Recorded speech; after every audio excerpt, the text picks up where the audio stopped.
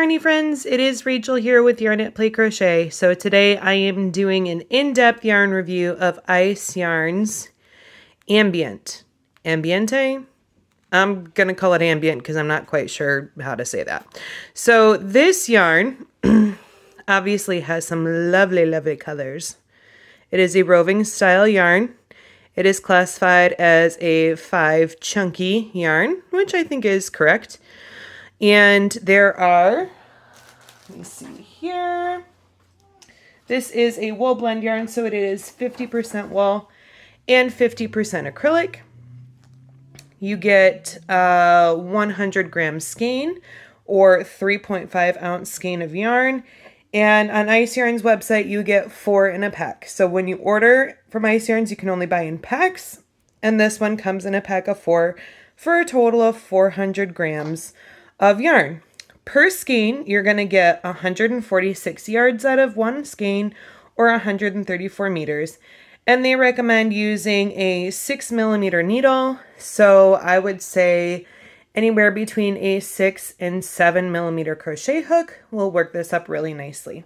So let me show you the swatch that I have worked up here. The colors are really, really lovely. I like the way that they look, especially that striking blue. I think that that's really, really pretty. I enjoyed working with this yarn. I don't really work with a ton of roving style yarns, and this one definitely has a fuzz to it. It's got a halo. It's not crazy fuzzy, but you're definitely going to see the fuzz as you're working it up. You can kind of see how the skein looks the farther you get into it, and you can just see more of those beautiful colors in there. I can't remember what the exact colorway of this is, but if you look in the links in the description box below, you will be able to get linked to Ice Yarn's website, and you can see all of the color options that they have available in Ambient. So let me show you a little bit of how it works up here. I'm using a 6mm crochet hook, but I think that you could be safe doing anywhere between a 6 or a 7mm crochet hook. And I did not have any issues working this yarn up at all. It works up really smoothly, no splitting issues. Since it's a roving style yarn, you're going to be less likely to have those splitting issues that you would with maybe some plied yarns, things like that. It is definitely very easy to work. It's glidey on the hook. Excuse me. And it really is a nice yarn to work with. If you're in the market for a chunky yarn that has these beautiful shine to it and is a roving style, this is definitely a great option. Even though it has that wool in there, it doesn't feel scratchy. It still feels very soft to the touch. It's definitely something that you can make a garment out of. I would say, it just depends on your sensitivity level. Some people might want to have something underneath it when they wear it, but I think most people would be able to wear this up against their skin just fine. It just kind of depends on your personal sensitivity. And the stitch definition you can see there is really, really nice. I just love that royal blue color, just so striking. So it's a really nice looking, it works up really beautifully. So let's see how it frogs out. Now I'm going to go fast, because usually when you're frogging yarn, the faster you go, the more likely you are to get snags. So I'm just going to pull this out really quick and see how it does. This is actually surprising me a little bit. I was expecting to get more snags out of this because I used a different roving style yarn on Ice Yarn's website called Rainbow. It's a 3 DK weight, and I was having lots of snagging issues when I was frogging that out. But this one seems to be doing just fine. I don't have to slow down or be delicate with it at all, and I haven't caught a single snag after frogging back 2 sides of my granny square. So I'm going to say that this is a pretty good yarn for frogging back if you needed to do that. So let's take a look at the little Amigurumi ball that I swatched up, because I always like to do that. Even in this roving style yarn, a chunky yarn, and it turned out really nice. You got a very gradual color change on this, which makes sense because the color differences are a little bit longer in this yarn. And being a chunky yarn, you don't need as many stitches to make a little ball like this. I worked this little amigurumi ball up with a 4mm crochet hook, I believe, and it definitely got me those nice tight stitches. Sorry, I didn't sew up my top here. But it worked up really nice into a really pretty sample, and I was really happy with it. I don't know if I would really use this because of the fuzz, and when it is worked up, at least amigurumi style, I feel like it is a smidge scratchy. I don't think I'd make any children's toys out of this, but if you had something in mind for this yarn that required those really tight stitches, you can know that this is going to work up really nice. It's not going to be fiddly to work with those tight stitches, and it'll work up really, really well. So there is my amigurumi ball.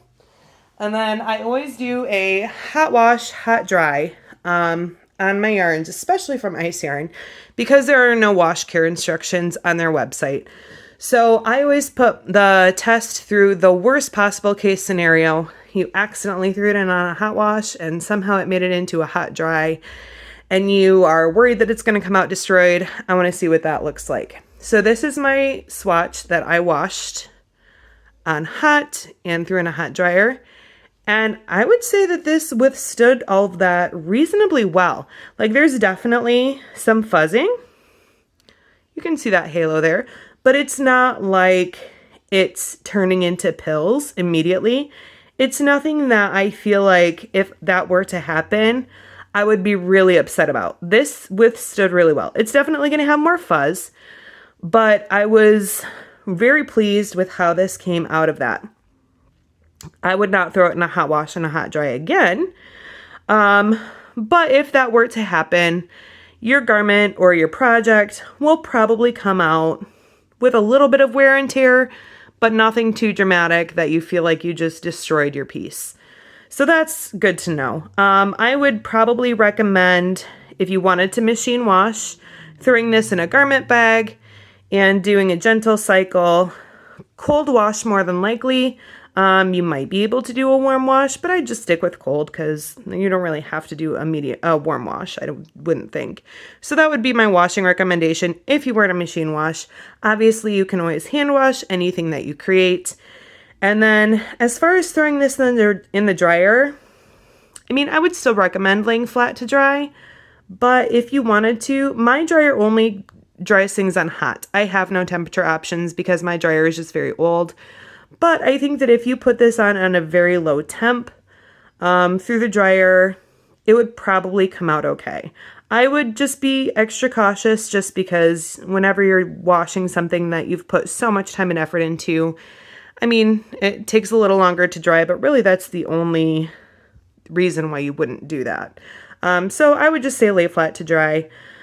But other than that, this turned out really, really pretty and did a great job coming out of the wash. You can see here between my two swatches, this one being freshly worked up and this one having gone through the washer and the dryer, there isn't a ton of difference. I mean, this one definitely has a bit more fuzzing, but like I said, no pilling at all that I can see. So if you just wanted to make sure that you didn't get that bit of fuzz on there, just be a little cautious, definitely with the dryer. And then if you're machine washing, garment bag, gentle cycle, cold temperature. So that is my review of Ambient. I really liked this yarn. This is not a style of yarn that I typically work with. Roving styles are not necessarily my go-to. Obviously, you can get some really gorgeous roving style yarns, and this is one of them, and that's why I wanted to try it, because I just loved the way that those colors looked in the skein. Whoop, sorry, you can hear my daughter banging on the door in the background. But this was just a really pretty yarn. I would definitely buy this one again, especially if I had a specific project in mind for it. And I think that it would look really beautiful worked up as cowls or maybe a warm winter sweater. I think that it would be really, really lovely. So definitely gets a thumbs up from me. If you found this review helpful and you've been liking my in-depth reviews, please subscribe to my channel. Be sure to give this video a thumbs up. And when we do hit that 500 subscriber mark, I am planning on doing a giveaway. And this yarn just might wind up being in that giveaway. So if you want to get your hands on some of this for yourself for free, be sure to subscribe to my channel and stay tuned for when that giveaway comes up. But in the meantime, I hope that you find this helpful. I'm curious, what is your favorite store that you like to shop from? Obviously, I'm doing a lot of Ice Yarn reviews, mainly because I feel like there is a good audience for it, and there's not a lot of care instructions with these yarns, and so I feel like this is hopefully helpful so people have a better understanding of how to wash their ice yarn pieces. But if you were shopping, where would you shop? Would you go to a brick and mortar store? Which one would it be? And if you were shopping online, what's your favorite place to shop online? I'm curious. Put that in the comments below. All right, I'm going to leave it there for now. I hope you guys all have a wonderful rest of your day. Thanks so much. Bye.